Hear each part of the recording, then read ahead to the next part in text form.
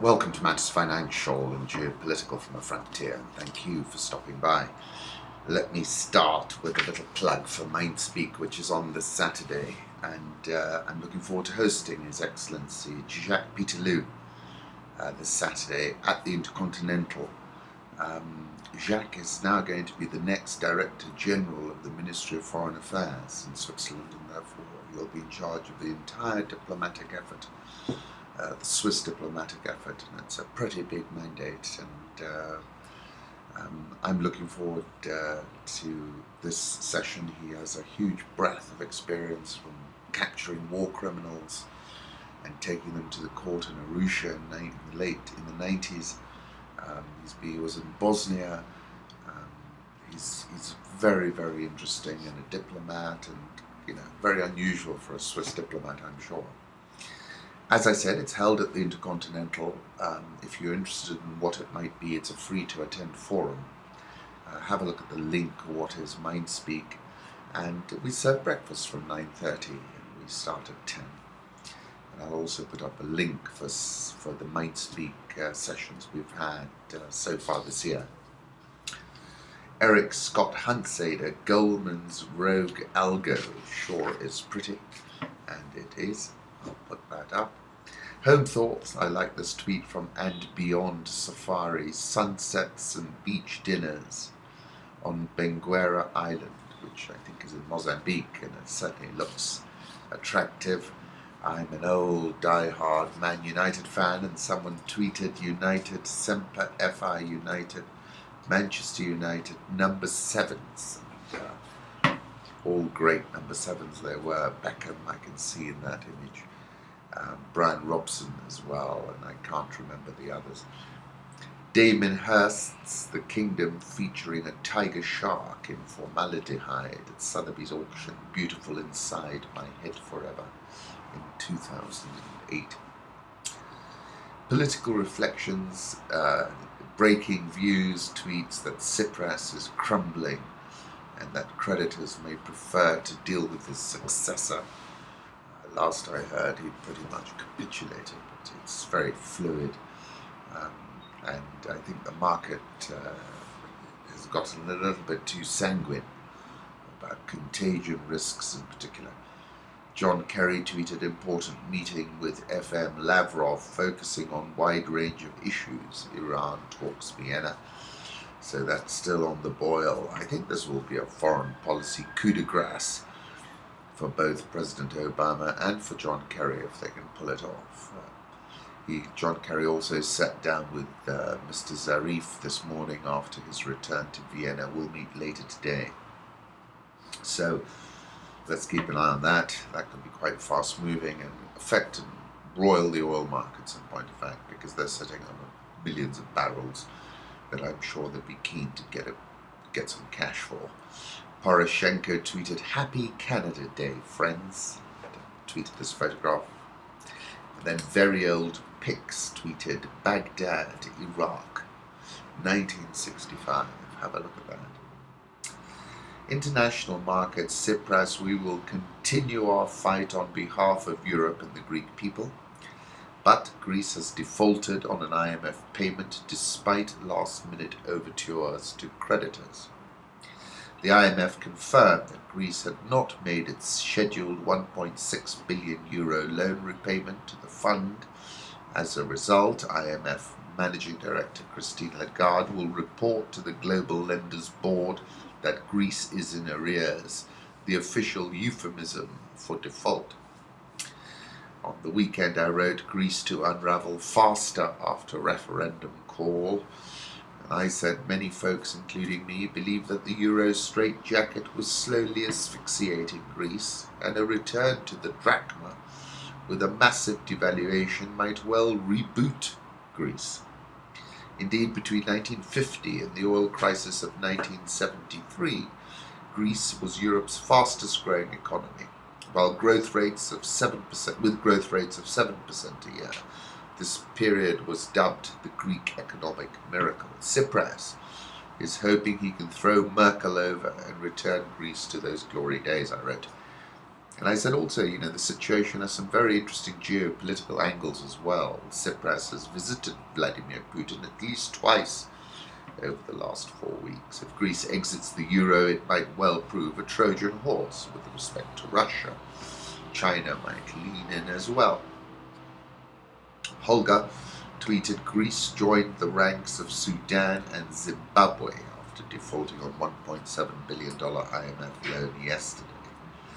Global foreign exchange reserves, interesting developments. The IMF said the share of euros dropped to 20.7% from 22.2% in the previous quarter, its lowest in more than a decade, and a far cry from its peak in 2009, when the euro's share of reserves was at 28%. Global central banks held $3.88 trillion worth of reserves in US dollars, up from $3.83 trillion in the fourth quarter. Greenback's share of allocated reserves rising to 64.12% from 62.9%. The drop in the euro share comes at a time when the European Central Bank unleashed a €1 trillion asset purchase program and cut interest rates to negative. Euro hit a 12-year low of 1.0457 on March 16 and shed over 11% in the first quarter of 2015.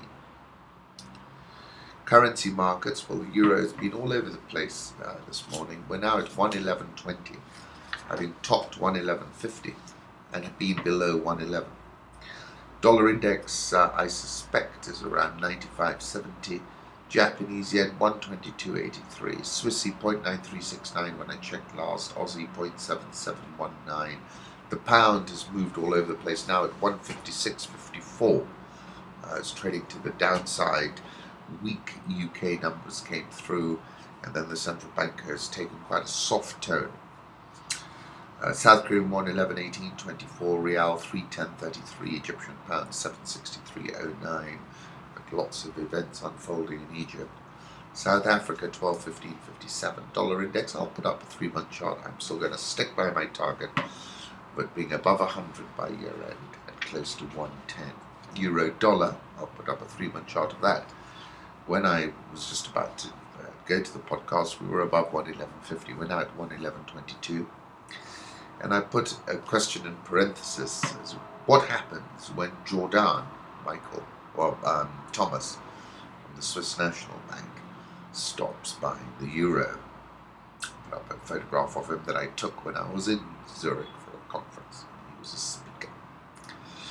Hunsader again, corn up 8% since the 12 p.m. news. Soybeans up 5%, so it's not all doom and gloom everywhere. Those were quite dramatic moves, as you can see from the image that he posted. Gold 1172.77. I think it's headed to triple digits. Coming to Africa, the World Bank put out their Global Economic Prospects, June 2015, the global economy in transition. And if you go to page 157, you come to the Africa portion. GDP growth in sub-Saharan Africa rose from 4.2% in 2013 to 4.6% in 2014, supported by domestic demand. World Bank forecast has the region expanding at a slower pace in 2015, with growth averaging 4.2%, a downward revision of 0.4% relative to the January 2015 Global Economic Prospects report. Angola and Nigeria have deteriorated because of the sharp drop of the price of oil, and in South Africa because of the ongoing difficulty in overcoming electricity problems. Risks to the outlook remain tilted to the downside on the domestic front. Risks associated with elections, Boko Haram insurgency, the Ebola crisis, and fiscal vulnerabilities dominate. China's slowdown, tightening of monetary policy in the United States, and the fragility of the recovery in Europe remain as key external risks. GDP growth in sub-Saharan Africa improved to an average of 4.6% in 2014, up from 4.2% in 2013, but weaker than the average of 6.4% during the 2002-2008 period. Growth softened around the turn of the year owing to headwinds from the plunge in the price of oil. Sub-Saharan African oil exporters, which account for nearly half of the region's GDP, are experiencing a major adverse shock. President Mugabe says that he will propose to President Obama next week. Mugabe made the comments during his weekly radio interview with the country's national radio station ZBC. I've just concluded, since President Obama endorses the same-sex marriage, advocates homosexual people, and enjoys an attractive countenance, thus, if it becomes necessary, I shall travel to Washington, D.C., get down on my knee, and ask his hand, he said. I can't understand how this people dare to defy Christ's explicit orders, as our Lord prohibited mankind from sodomy. He also claimed that Washington was being controlled by perverted Satan worshippers who insult the great American nation, according to the Nigerian news website Naij.com. The policy rate was increased by 50 basis points to 9.75%. This is the Banco Nacional de Angola said in a statement on its website on Monday. The bank lowered the official rate for the kwanza by about 5.8% to 116.87 on June 5. The currency has weakened 15% against the dollar on the interbank market this year and was trading at 121.78 as of 7 a.m. in Luanda.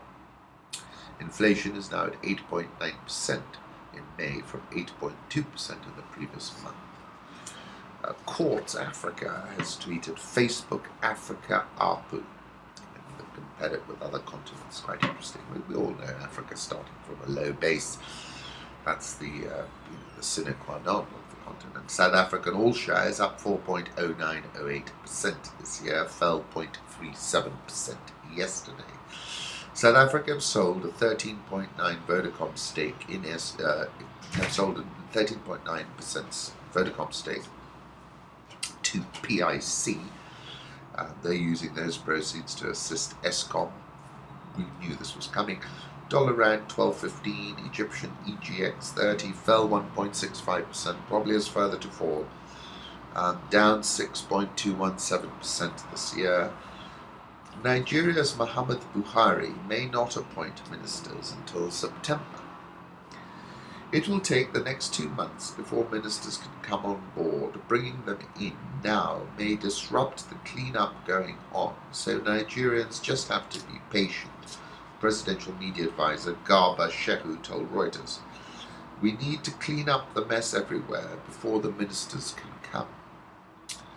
President Buhari's cabinet won't be ready until early September because he's not in a hurry, a senior member of the APC said. He is just being meticulous so that he can bring in credible and competent hands. That makes no sense. Bring Nairas, buy Apple, Lagos Stock Exchange tells Nigerians. Nigerians will soon be able to invest in companies such as Apple, LVMH, in their local currency at their local bourse. Not that these global companies are looking to sell shares in the African nation just yet. The Nigerian Stock Exchange plans to get custodian firms to issue depository receipts against their stocks and offer them for trading in Lagos. Unsponsored offerings would come from the holdings of the custodians and would not involve the concerned companies. The Nigerian all-share gained 0.62% yesterday. It's down 3.465% this year. Ghana Stock Exchange is up 4.024% this year. Tanzania's Dar es Salaam Stock Exchange plans a listing after IPO. This will be the second East African bourse after the Nairobi Securities Exchange is seeking a lead transaction advisor co-sponsoring stockbrokers to handle the IPO. Plans for the offering follow a change in the formation and name of the exchange from a mutual company limited by guarantee to a public limited company, it said. The exchange has a market cap of $11.8 billion, targeting a market value equal to 50% of Tanzania's $33 billion GDP by 2017. Last year, Tanzania scrapped controls on foreign ownership of shares in an effort to stoke demand on the bourse, which was Africa's best performer, when it gained 64% in 2014. The Standard newspaper is reporting that the Industrial Court has awarded teachers 50 to 60% salary increment, and it's simply not affordable. It's about 100 billion shillings. Given the way the markets are and the stretching that the government is doing, it's just not feasible. Kenya shilling is back at a multi-year low at 99.22 when I looked last, which was where the central bank previously came and intervened quite massively. But, they're running out of ammunition now. Equity Group yesterday traded a monster number of shares, 156.712 million, which is 4.23% of its shares, and worth 7.443 billion Kenya shillings. Looking through the shareholder register, one has to assume the seller was Helios. Nairobi all shares up 0.933% year to date. Had a strong session, gained 0.82% yesterday, but yesterday's fireworks have petered out today. NSE 20 is now narrowed this year's loss to minus 4.04%. It's gained 160.65 points actually since the 9th of June. Yesterday we witnessed a banner record-breaking session at the Securities Exchange, traded a record-breaking 8.928 billion shillings in business. Probably about 4 times higher than number 2 highest volume trading session this year. Safaricom was strong, up 0.92%, closed at 16.45. Buyers outpacing sellers, and bulls will be comforted by the fact that 16 held all through June. Nation Media has rebounded 10.555% over the last 2 trading sessions. Kenya Airways was stronger as well. Equity Group, as I said, big trade went through. BAT rebounded 5.706% on heavy volume, but it's still down 18.39% this year. And ARM firmed 3.45% to close at 75. If you ever want to track the stock exchange, just go on to rich.ca.ke, fill in your details, register, get a password, and then if you want to follow the market, just go to Rich Live during trading hours. Lots of detail, results are there under Rich Data. Just have a look around, and I'll be grateful. And don't forget, Mind Speak this Saturday.